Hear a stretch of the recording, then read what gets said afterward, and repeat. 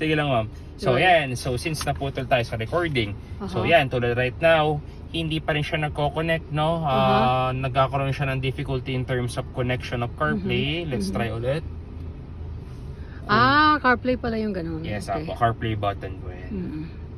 Let's try again. Okay. If ever hindi pa rin po siya mag-connect through yung approach na ginawa ko, let's do the reset option po na napainitan niyo po ata yung ano. Oo, grabe. Grabe init. Sobra. Ay, nakapatay po AC kaya. Ha? Nakapatay po AC kaya po siya mainit. Kaya pala nasa likod ako Sabi ko, kanina. init, Sabi ko, oh. oh my God. Okay po, ayan. So right now, hindi pa rin siya nagko-connect. So let's forget ulit yung device natin. So you just forget this device. Okay? And then delete the device itself here in the infotainment screen. And then let's do the reset. So ito, ma'am, take note nyo po on the video. So pag re-reset nyo po, so step by step, let's go po na from the start. Ito lang po pipinutin natin. Yung car icon. And then go to your general. And then find reset at the bottom. Okay. Go to factory reset. Continue. Yan. Tas it will take like 2 to 3 minutes before po siya bumalik into default. Yan. Okay? So mag-reconnect po yan. So if ever ang forward pass natin baka mag-reset din, there are chances na ganun, pero kung hindi naman, it's all good. Okay lang siya. Then let's try, pagbalik po ng screen, try ulit natin po yung connection na. Okay?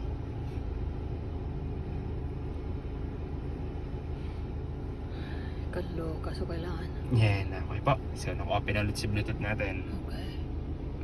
Okay. I see. Okay. So let's connect muna. Okay. Okay. Device. Ford Everest. Look for Ford Everest here. Huwag po muna natin itong auto join. Let's connect muna Bluetooth. And then Ford Everest, right?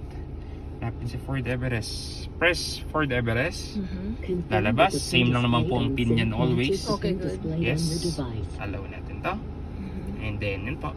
Lalabas siya. Compared successfully. To changing road conditions and Use use CarPlay. voice-activated features while your vehicle Enable. is in motion. And hopefully, it will do the problem. Yes. Connecting our play. Come on.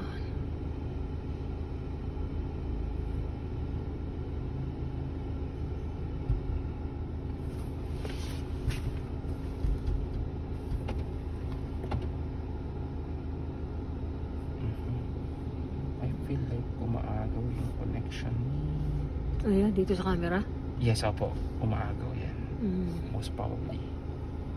Umaagaw po siya.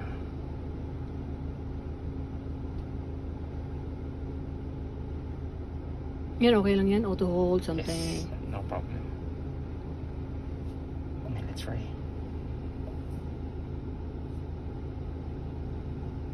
Kahit naka-charge siya dyan. Opo, walang problema.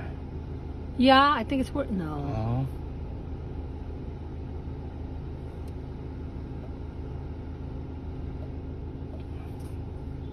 Let's try again. Yeah. Okay. Okay na po. Gilid ko mo dito para makita niyo. Ano gagawin ko? Gilid ko na lang po dito. Ano gagawin ko? Oh my goodness. Saan siya punta? Oo, sa cashier po. Ito, gilid ko na. Dyan tayo.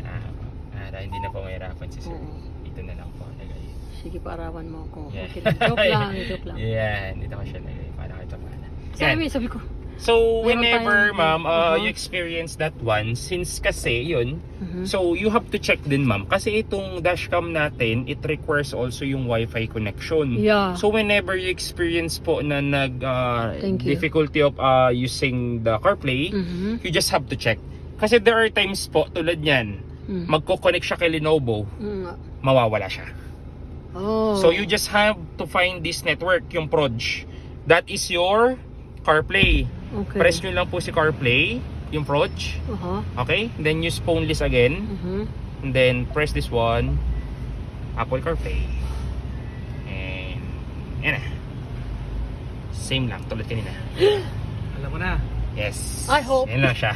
Naka-record. Yes, naka-record naman siya. Thank you Yan. very much. Okay. No problem. Hindi naka-record. You can call me naman. You can have my number naman. I don't if have your ever. number. Yes, I'll save. Okay. I don't have Okay. anything. Yeah, may ballpen mo kayo dyan. Ayaw ko ballpen. Ballpen. Or at least, if ever you experience po ulit yung mga any problems with your Do you unit, have a pen, mahal? I can help. Thank you, my dear. No Okay, problem. thank you I'll the- get a pen